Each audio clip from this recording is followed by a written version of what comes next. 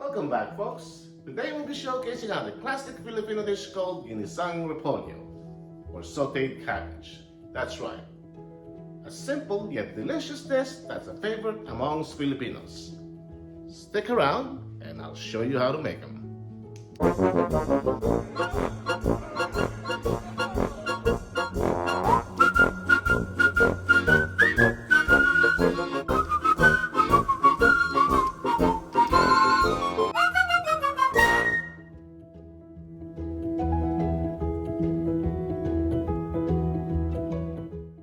Folks, for today's ingredients, we got ourselves some chopped garlic, onions, and tomatoes for our sofrito or for ginisa.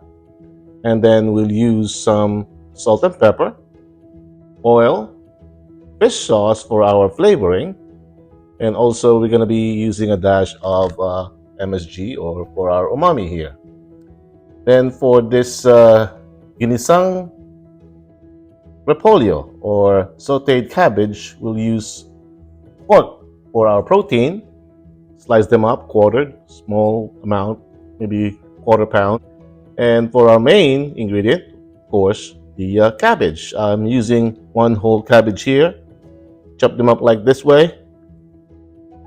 You can have your own way of chopping it, but this is the way I chop my cabbage. It's one whole big cabbage here.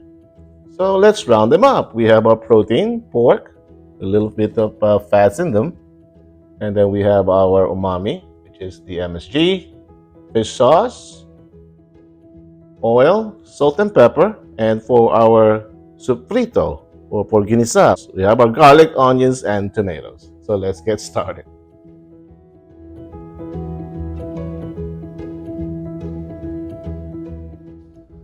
All right, folks, let's get started here. So with the pork, I pre-boiled my pork because I want to get rid of those foamy scums that can have some porky aftertaste on it. So that's why I pre-boiled them. Rinse them up good, make sure it's cleaned up. And now this will be our second boil, which is now I'm going to render the oil from the fats from this pork that we're using, and that we're going to be using for sauteing as well. So what we do is a little bit of water there, okay? Not only helps to tender the pork as well, a little salt, and get this to medium-high heat, or let's bring it to a boil. Okay, and once we bring this to a boil, we reduce the temperature to medium-high heat until the water evaporates, and then we start rendering the fat or the oil from this pork. All right, folks. So once we bring this to a boil, we're gonna cover this up. All right, and we'll bring our temperature back from high heat to medium-high heat, and let this water evaporate so we can start rendering the fats out of the pork. Okay, I'll show you how it's done. Let's probably give this about maybe 10 minutes, and I'll show you what it looks like.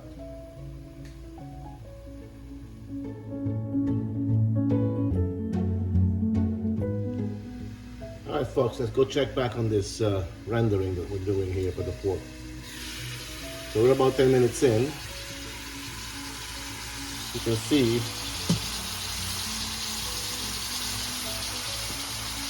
the water have evaporated pretty much already. So we're going to start rendering the pork fat or the oil from this pork.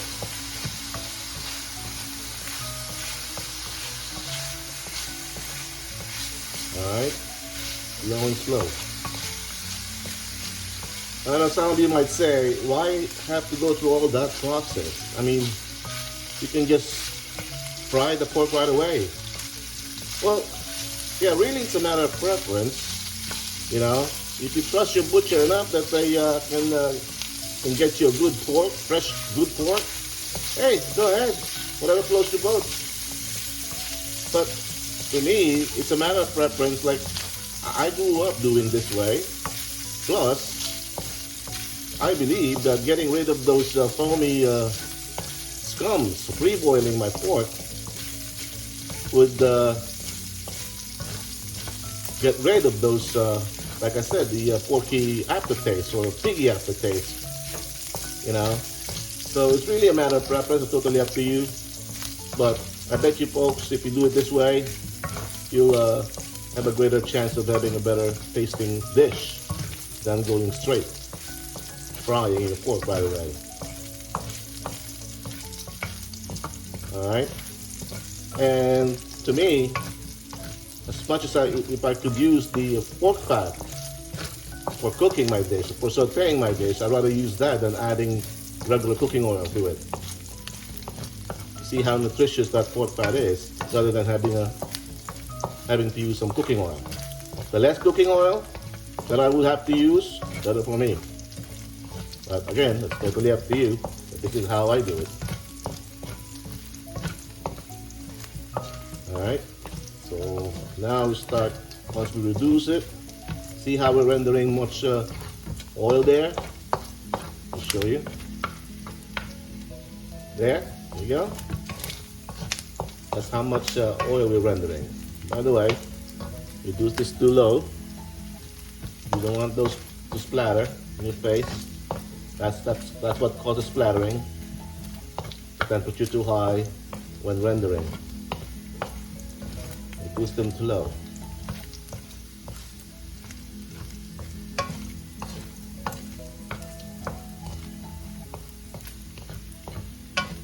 Not only that, it adds those fond, they call it in French cooking. I call them yum yums. That's created by the rendering this pork fat. Adds more flavor to the dish as well.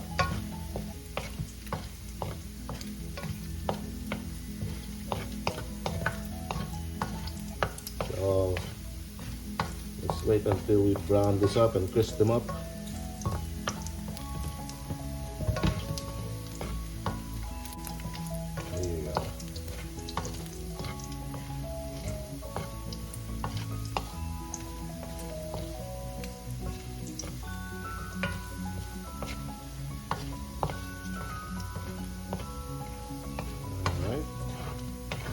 Press aside.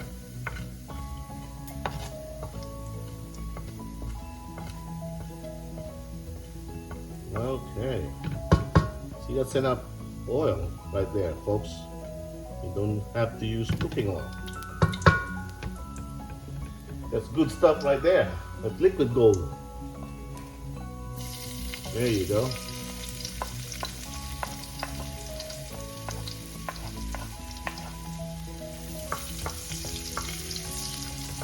Start sauteing our garlic.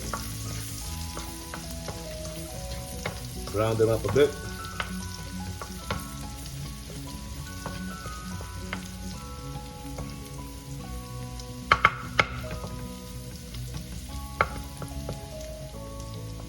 Followed by the onions and the tomatoes here.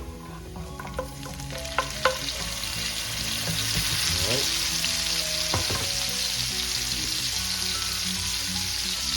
A little salt. You need much, because we're going to flavor this dish up with some fish sauce. The umami of the fish sauce is the what gives this dish its flavor. And lots and lots of fresh ground black pepper.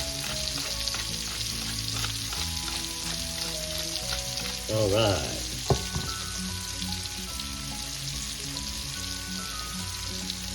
Put this back to medium-high heat.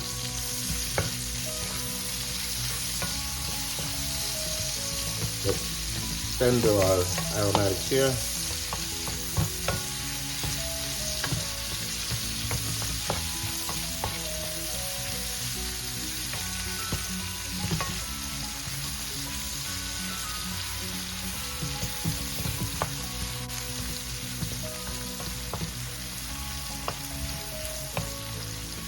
Once it's softened up, we're going to incorporate our pork there.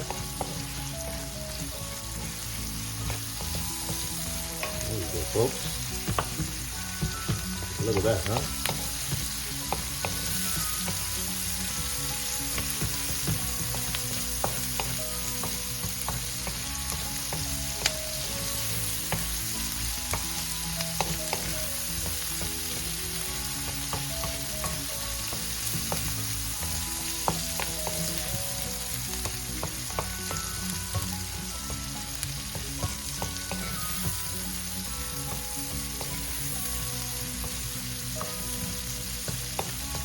All right. Now we're gonna add the cabbage. A mountain of cabbage here.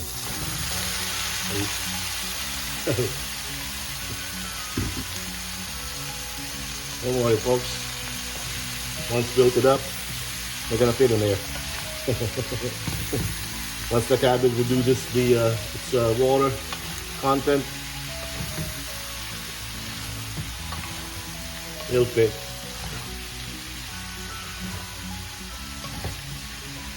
Okay. Oops. Cabbage overboard. Join the fun here. All right.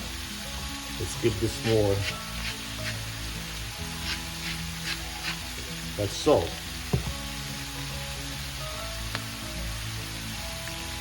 Sometimes it's hard to read this stuff in here. All right. Like I said, lots of fresh ground black peppers, folks, for this dish. Gives it that great, great flavor.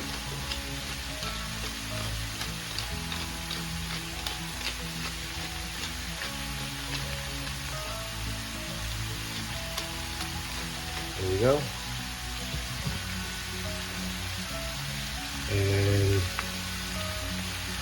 for our flavor,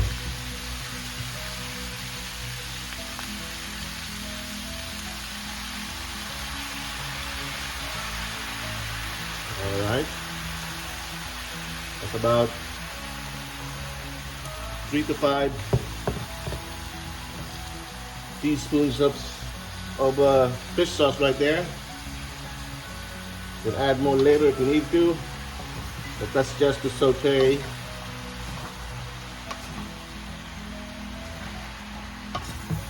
the veggies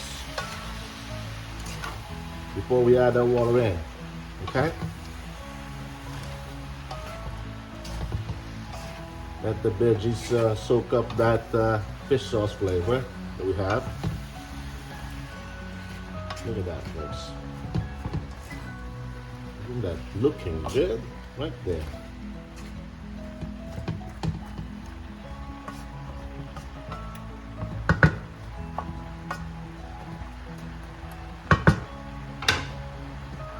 Overboard.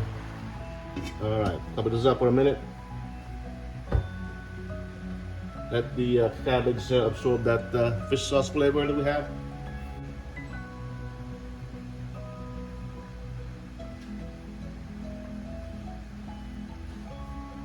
Right. Let's see.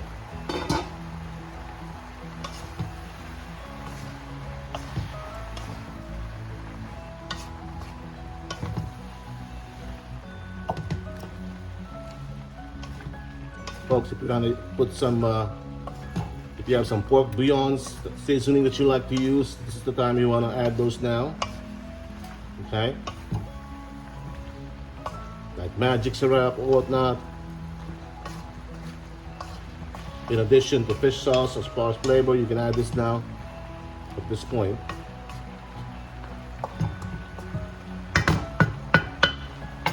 All right, we're gonna put some water here now. H2O, just to cover this, not to cover it, but just enough, not too much. So it's just to help cook that veggies. All right.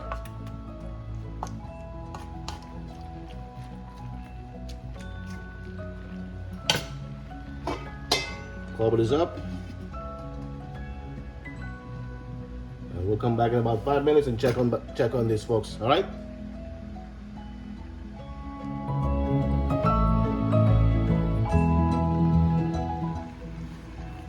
5 minutes in. Let's go check. See where we are as far as the tenderness of the cabbage here. Of course, the bottom ones are cooked now. I'm gonna flip the roll. So the ones on the bottom, flip them up. So we can evenly cook our veggies here. All right. Look at that, folks.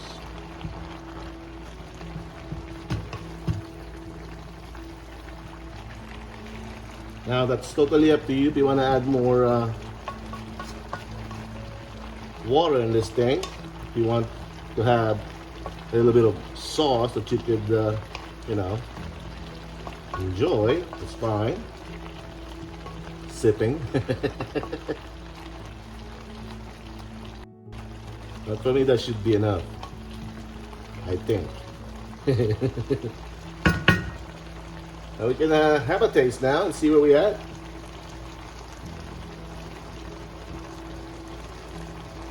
Up to the taste. Woo, woo, woo. Yummy. Yummy. Woo, boy.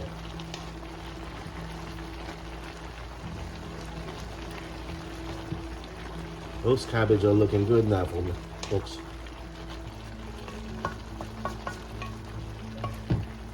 Wow.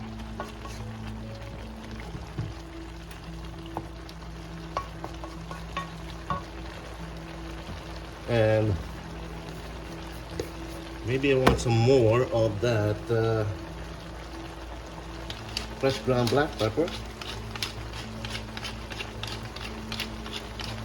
Yes, folks.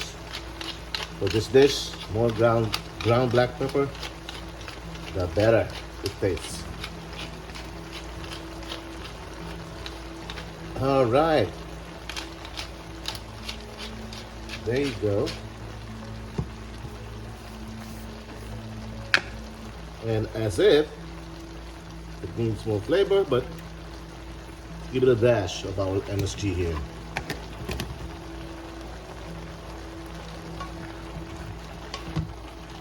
All right. There you have it, folks. Our simply delicious sauteed cabbage with pork, or ginisang repolyo. Woohoo! I thank you for watching, and until we cook again.